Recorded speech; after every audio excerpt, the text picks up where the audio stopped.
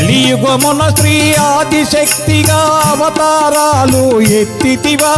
లోకమాత మా సోడేశ్వరమ్మగ నందవరములో నిలచితివా తల్లివే చౌడమ్మ చౌడమ్మ తల్లివే తల్లివే చౌడమ్మ చౌడమ్మ తల్లివే దేహం నీటి బుడగరా జీవితం ఉన్నంత వరకే ఉండునురా ఉన్నంతలోనే కొంతైనా ఆ సౌడమ్మ తల్లిని వేడరా తల్లివే చౌడమ్మ చౌడమ్మ